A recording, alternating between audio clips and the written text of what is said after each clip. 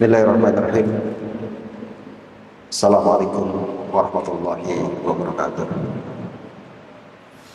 Alhamdulillahilladzi arsala rasulahu bil huda wa dinil haqq liyudhhirahu 'alad dini kullih wa kafa billahi shahida. Asyhadu an la ilaha illallah wahdahu la syarika lah wa asyhadu anna Muhammadan abduhu wa rasuluhu la nabiyya ba'dahu. Allahumma shalli wa sallim wa barik ala nabiyyina Muhammadin wa ala alihi wa sahbihi ajma'in. Amma ba'd. Qala Allah ta'ala fi kitabil karim, a'udzu billahi minasy syaithanir rajim. Innallaha ya'murukum an tu'addul amanati ila ahliha. Wa idza hakamtum bainan nasi an tahkumu bil 'adl. Innallaha ni'ma ya'idukum bih. Innallaha kana sami'an basira. Hadirin jamaah subuh rahimakumullah. Puji serta syukur senantiasa kita panjatkan kepada Allah Subhanahu wa taala yang telah meringankan langkah kaki kita menuju masjid yang mulia ini, masjid yang sangat indah ini. Barangkali secara nafsu kita lebih senang setelah tarawih itu selonjor gitu ya, leyeh-leyeh, kemudian tidur lagi.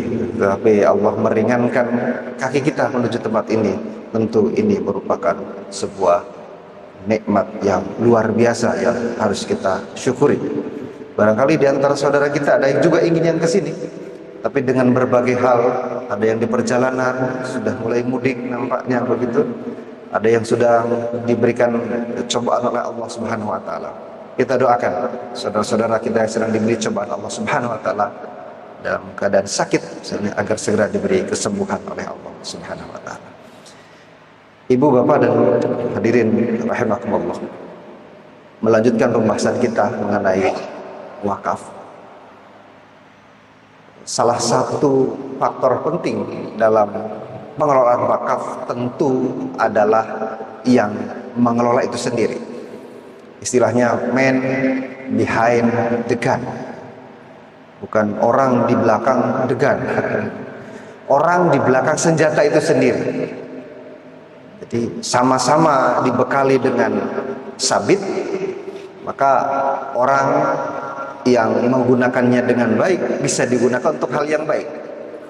Buat nyabit rumput, buat membersihkan tanaman di kebun, buat merapikan taman dan lain sebagainya. Tetapi di saat yang sama, sabit yang sama bisa digunakan, bisa disalahgunakan oleh seseorang. Misalnya kalau malam-malam keliling-keliling bawa motor belombongan, kelitih sebutannya, sama-sama sabit. Maka kita sangat mengenal, terutama biasanya pada saat jelang pemilu gitu ya.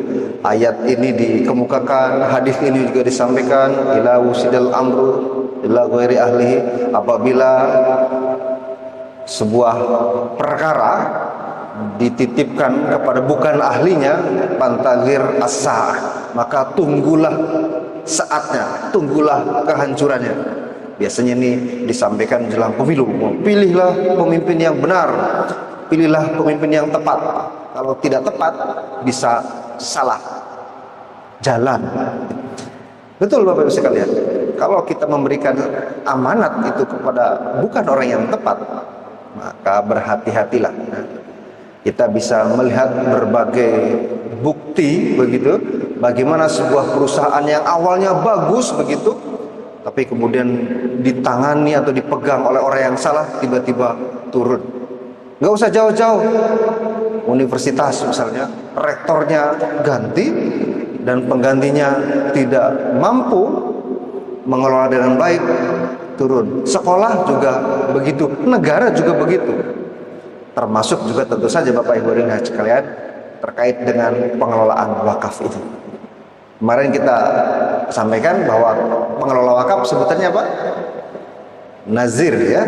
Kalau di zakat, infak, dan sedekah namanya amil. Saking pentingnya peran wakaf, peran nazir ini dalam wakaf, Kita sering menggambarkan bahwa nazir ini adalah bridge, jembatan Bapak Ibu sekalian. Kenapa jembatan? Karena dialah yang akan menyampaikan dari wakif ke mauquf alaih. Wakif menyampaikan kepada pengelola, begitu, saya wakafkan sekian meter, sekian hektar. Pertemuan lalu saya sampaikan bahwa di Indonesia yang diberikan penghargaan sebagai wakif inspiratif yaitu di Kalimantan. Beliau berwakaf persisnya saya kurang, masih perlu dicek, tapi hampir 300 hektar ya. 279 atau berapa, 279 hektar Bapak Ibu, nggak main-main. Kalau nggak salah itu di 3 kecamatan. Bayangkan sebuah lembaga diamanati untuk mengelola sebanyak itu. Apabila tidak bisa mengelola dengan baik jembatan, kan tadi jembatan bridge ini, maka kita khawatir tidak bisa menyampaikan apa keinginan wakif menuju ke mauquf alaih. Saya titipkan lahan ini kepada lembaga kenaziran Bapak Ibu dengan harapan untuk apa? Untuk pendidikan misalnya kan, untuk kesehatan, untuk kemaslahatan umat, gitu ya, lebih umum gitu. Oh, berarti bisa untuk kesehatan, bisa untuk pendidikan, bisa untuk pengembangan ekonomi dan lain sebagainya.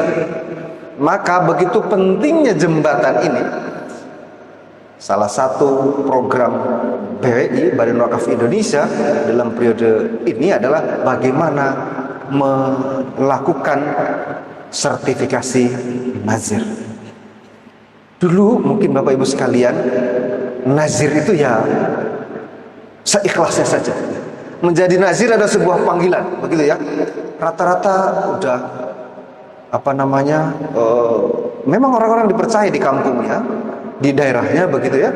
Karena yang diwakafkan misalnya tanah untuk masjid dan lain sebagainya, Bapak Ibu sekalian. Amanah begitu. Tetapi ada sisi lain yang masih kosong, yakni tentang profesionalisme nazir. Karena apa? Nah, semakin kesini tuntutannya menjadi semakin kompleks. Kalau dulu mungkin hanya mengelola masjid saja, begitu, tanah di atasnya masjid. Tapi sekarang instrumen wakaf, terutama wakaf uang, menjadi semakin beragam. Ada cash wakaf deposit, deposit link wakaf, misalnya begitu ya. Ada saham wakaf dan lain sebagainya. Maka dibayangkan Bapak Ibu sekalian, apabila nazir ini tidak dibekali dengan senjata yang cukup, dengan kemampuan yang paripurna, maka jangan-jangan aset wakafnya itu akan terbengkalai. Padahal ini salah satu hal yang harus dihindari. Maka dengan sertifikasi itu, Bapak Ibu sekalian, wakif diberi pendidikan, diberi pelatihan bagaimana agar mengetahui cara pertama mengadministrasi wakaf. Ini langkah pertama yang seringkali dilalaikan Bapak Ibu sekalian, mengadministrasi wakaf. Jadi ketika wakaf datang, dicatat. Seorang rekan yang baru pulang dari Turki menyampaikan bahwa ada satu aset wakaf yang sebelumnya berfungsi sebagai gereja, ya, masjid ya, kemudian dialihfungsikan lagi kemudian sebagai masjid. Di Turki adalah salah satu tempat di mana kita bisa menyaksikan pengelolaan wakaf yang sedemikian rupa, yang bagus.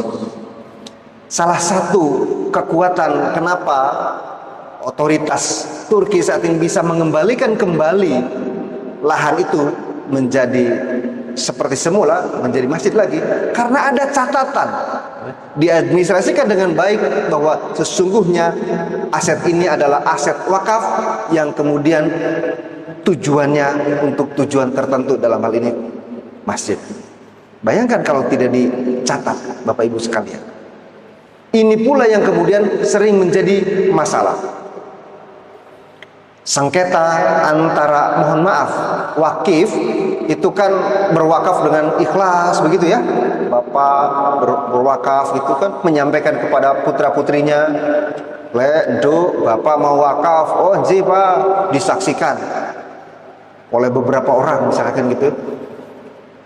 Qadarullah, berjalannya waktu, nazir belum mengadministrasikan, sertifikatnya masih atas nama wakif begitu ya. Generasi kedua oke, karena memang menyaksikan, tahu, saksi juga ada. Giliran generasi ketiga, Bapak Ibu hadirin, mungkin sudah beda. Naudzubillah, tsumma naudzubillah. Tapi kejadian itu nyata adanya. Saya sampaikan kemarin bahwa di daerah Kalimantan itu dulu yang diwakafkan itu sebidang tanah, mungkin agak pojok-pojokan, rada antah berantah mungkin begitu. Saya kalau lihat tempat tinggal saya misalnya di Kasihan gitu, di daerah Taman Tirto, mungkin 20 tahun yang lalu, 30 tahun yang lalu itu bukan apa-apa gitu kan. Daerah Gunung Sempu, Bangun Jiwo, apalagi ke sana. Orang takut tinggal di sana. Bahkan di daerah Condong Catur aja saya dikabari teman-teman saya begitu, yang dulu yang orang asli Jogja, pada zaman dia SSD, SMP gitu, itu katanya tempat begal gitu ya. Apa kebun tebu, harus begitu Pak ya. Sehingga orang tuh nggak ada yang mau tinggal di sana. Tapi lihatlah sekarang, berapa harga per meter tanah di daerah Condong Catur gitu ya. Berapa harga tanah di daerah Taman Tirto, Kasihan dan samping. Demikian pula ini terjadi di Kalimantan itu. Awalnya di daerah antah berantah, tiba-tiba kemudian dengan pengembangan kota, lahan ini sudah berada di tengah kota atau paling tidak di area kota, sehingga nilainya menjadi mahal. Sayangnya sertifikatnya masih atas nama wakif.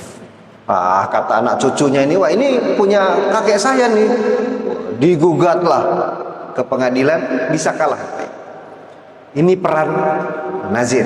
Bagaimana nazir melakukan penjagaan harta benda wakaf sebutannya. Karena salah satu tugas nazir adalah menjaga itu. Harta yang sudah diwakafkan, Bapak Ibu, bukanlah harta milik nazir, tapi itu adalah milik Allah Subhanahu wa taala yang kemudian dalam pengelolaan nazir. Kalau nazirnya tidak amanah, maka Badan Wakaf Indonesia selaku regulator boleh mengalihkan pengelolaan tersebut. Makanya kalau ada aset-aset yang tidak dikelola dengan baik, diterlantarkan, maka wakif bisa kemudian mengadukan, wah ini kok nggak dikelola dengan baik, maka akan dialihkan kepada nazir yang lain. Tentu ada proses yang sangat panjang untuk itu. Maka kita berharap para nazir ini, yang lagi-lagi kita sebut sebagai jembatan, ya, jembatan yang akan menyampaikan dari wakif menuju mauquf alaih ini, bisa mengelola wakaf dengan baik. Pelatihan demi pelatihan, ya, sertifikasi demi sertifikasi dilakukan. Setiap tahun barangkali sekitar 1.000 orang nazir yang disertifikasi di Badan Wakaf Indonesia. Tujuannya apa? Sekali lagi, agar niat baik para wakif yang telah mewakafkan lahannya untuk kemaslahan umat bisa betul-betul diterima, bisa betul-betul dinikmati oleh masyarakat. Dan pada ujungnya tentu saja kita berharap agar tidak ada lagi kemiskinan, tidak lagi kekurangan, yang ada adalah kemakmuran bersama, begitu ya. Sekolah murah, syukur-syukur bisa gratis. Rumah sakit untuk berobat bisa murah, syukur-syukur bisa gratis melalui wakaf. Jadi sesungguhnya kita sebagai umat Islam patut berbangga. Namun bangga saja tidak cukup, tetapi harus kemudian menggali lebih dalam lagi dan mengembangkan lebih luas lagi bagaimana aset-aset wakaf kita ini agar dikelola dengan baik. Pemerintah melalui Badan Wakaf Indonesia tentu berharap, ya, agar amanat-amanat umat ini, bayangkan Bapak Ibu, saya sampaikan kemarin, Seandainya dikelola dengan baik, maka negara itu bisa mengandalkan hasil optimalisasi aset wakaf untuk melakukan pembangunan nasional. Wakaf ibadah vertikal, tetapi juga bisa berdampak horizontal. Semoga Allah Subhanahu wa taala memampukan kita untuk melakukan wakaf. Semoga Allah Subhanahu wa taala memampukan para nazir untuk melakukan pengelolaan wakaf dengan baik. Nasrul minallah wa qad qarib wa basyiril mu'minin. Assalamualaikum warahmatullahi wabarakatuh.